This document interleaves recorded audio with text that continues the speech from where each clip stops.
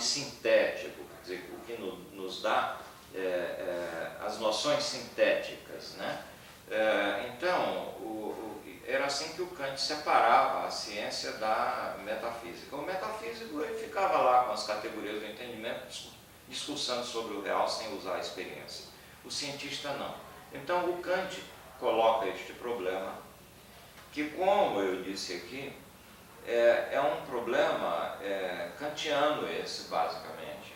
Esse problema do critério de demarcação, essa questão de separar a ciência da metafísica, porque até então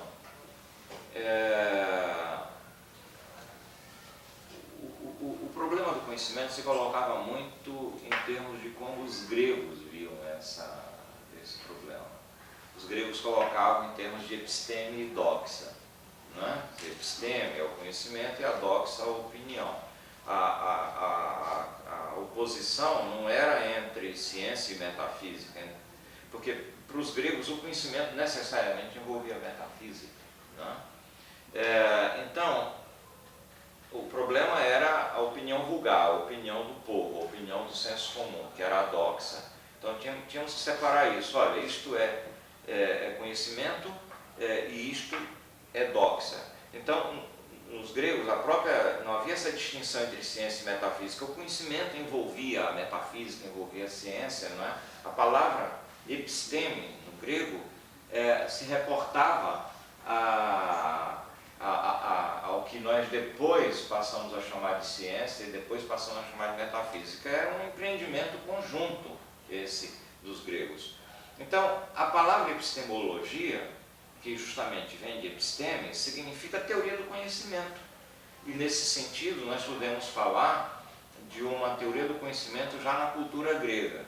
Agora, quando nós, depois de Kant, procuramos distinguir a ciência da metafísica, o problema não é mais a separação entre o conhecimento e a doxa, quer dizer, não é mais esse problema da opinião, do senso comum, da opinião vulgar. Aqui nós temos uma epistemologia da ciência, quer dizer, uma teoria do conhecimento da ciência, tá certo? E nesse sentido, é como se nós pudéssemos dizer que nós poderíamos fazer também uma epistemologia de tudo aquilo que não é considerado ciência. Por exemplo, uma epistemologia da estética, não é? Que é uma disciplina do belo, a epistemologia da ética, não é? Que trata com a questão moral. Se a psicologia não for uma ciência,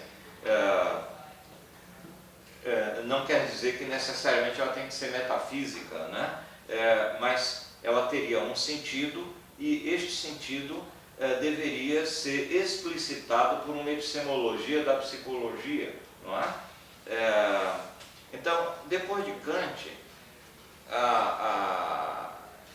essa questão da epistemologia ela ficou um pouco mais complicada, porque até Kant, então, a epistemologia se referia a isso, teoria do conhecimento, onde o conhecimento não havia essa distinção entre ciência e metafísica, o sentido grego de episteme, só havia diferença em relação à doxa, a opinião. Depois de Kant, a coisa ficou um bocado mais complicada, porque então eu tenho a ciência, então eu tenho a epistemologia do conhecimento científico, aí eu tenho toda outra esfera de sentido, como o Popper diz, a metafísica, que tem sentido, então eu deveria fazer uma espécie de investigação do conhecimento metafísico. O que é uma epistemologia da metafísica, quer dizer, uma teoria do conhecimento metafísico? E todas aquelas disciplinas e áreas de conhecimento que não são nem ciência nem metafísica, como, digamos, psicologia, as ciências, as chamadas ciências, vou botar aqui entre aspas, humanas, né? Sociologia, história, economia, psicologia, e bom, não é ciência nem é metafísica, mas tem sentido. Então, o que é a epistemologia desses conhecimentos? De lá para cá, se passou até a levantar a questão da epistemologia da doxa, quer dizer, a epistemologia do conhecimento do senso comum.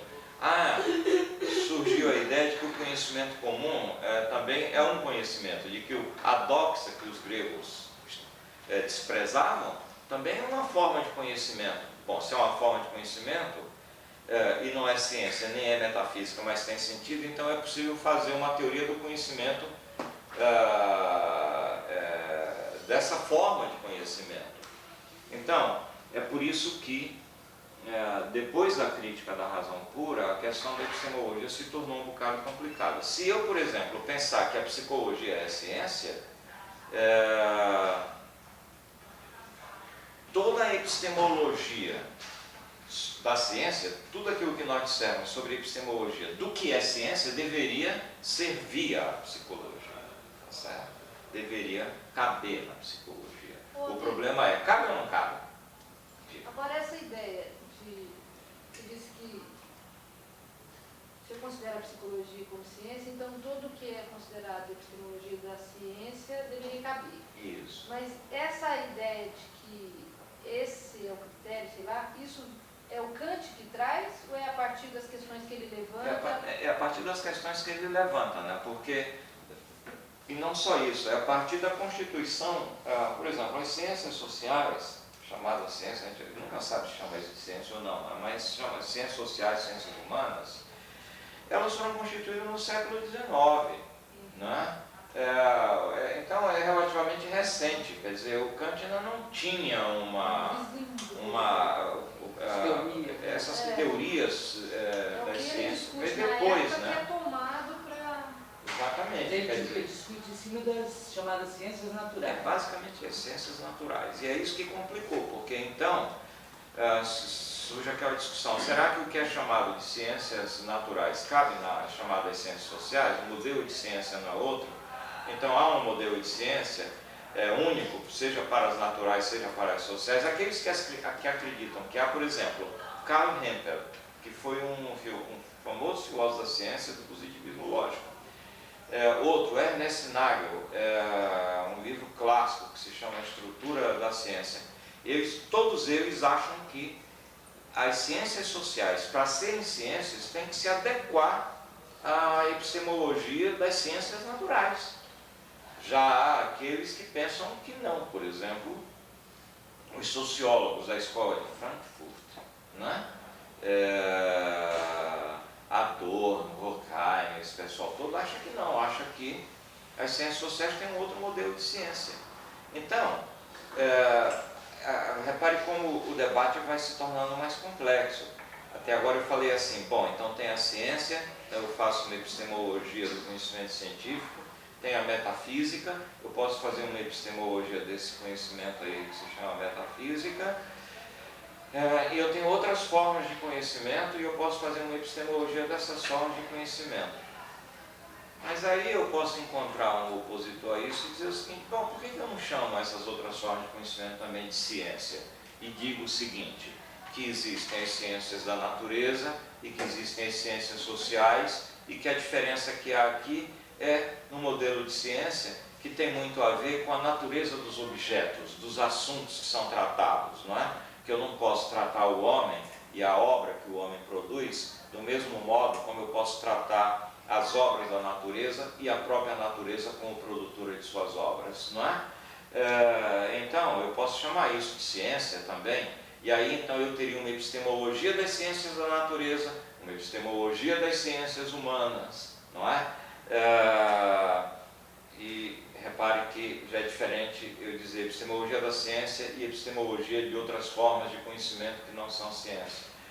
Mas quando eu penso em epistemologia das ciências humanas e coloco a psicologia aí e vou olhar o que é a psicologia, eu digo, bom, a psicologia tem um pé na cultura, na sociedade e na história, portanto nas ciências humanas, e tem outro na natureza, na biologia, na física e na química. E agora? Então eu teria a epistemologia das ciências naturais, a epistemologia das ciências humanas e a epistemologia da psicologia, porque ela fica sozinha nessa relação toda aí, porque ela não é uma ciência humana, não é uma ciência da natureza, porque ela é ambas as coisas. Então eu teria um outro modelo de ciência, é por isso que, em grande parte, fazer epistemologia da psicologia é um assunto para a gente sem juízo, porque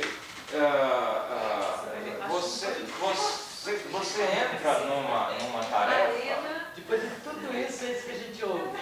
Porque você faz uma... Depois a gente tem que editar aquilo ali. Porque é o seguinte, você entra para fazer esse tipo de coisa sem muita noção da complexidade dessa discussão, não é? Eu, por exemplo, sabe como é que eu trabalho? Eu, para evitar essa polêmica de ciência da natureza, ciências humanas e a psicologia ser, assim, um caso à parte, depois eu conto uma historinha sobre isso, eu falo o seguinte, existe a epistemologia de outras formas de conhecimento.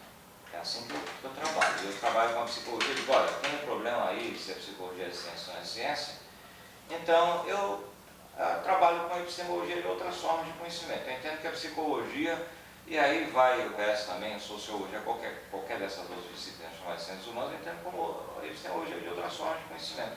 Eu acho que a divisão ciência, metafísica e outras formas de conhecimento é mais tratável do que fazer epistemologia da ciência da natureza, epistemologia das ciências humanas, epistemologia da metafísica e epistemologia da psicologia, tá certo? E a historinha que eu queria contar, eu acho que eu já contei, mas agora o contexto é até bom para relembrar isso, é o debate que houve há vários anos atrás sobre onde colocar a psicologia na Universidade de São Paulo. Já contei esse debate? Não. Porque é o seguinte, se você olhar,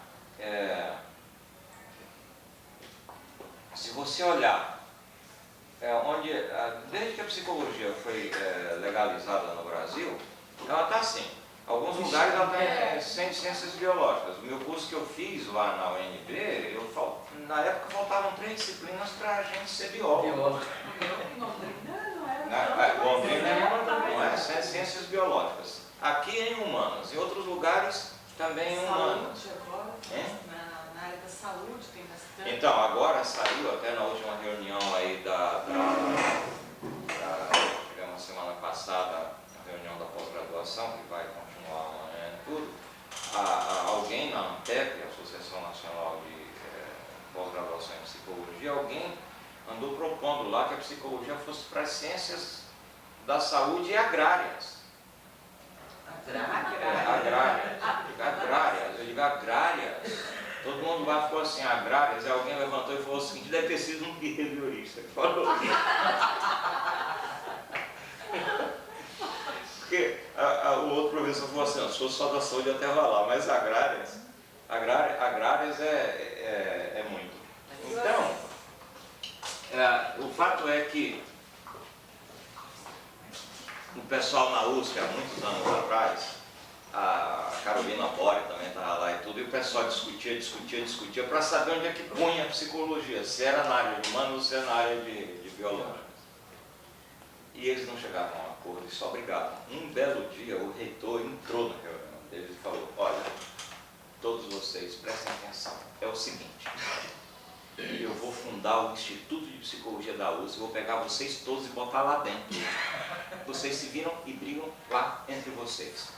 Então assim nasceu o Instituto de Psicologia da Universidade de São Paulo. A Carolina pode contar essa história, como é que surgiu. Isso é um pouco o problema da epistemologia da psicologia, porque a psicologia é isso, é humanas, é biológicas, então fica essa coisa. E o problema é que é uma falsa discussão, porque a psicologia é uma ciência transdisciplinar. Ela é humana, ela é biológica ao mesmo tempo, entendeu? Quer dizer, a natureza é fundamental para o nosso comportamento, para a nossa mente, e a cultura também é. Então, o problema é esse, né? E ainda hoje existe essa discussão, e eu acho engraçada essa discussão, porque é a reedição de um falso problema. Quer dizer, a psicologia, se colocada no centro de ciências humanas, ela vai estar mal localizada.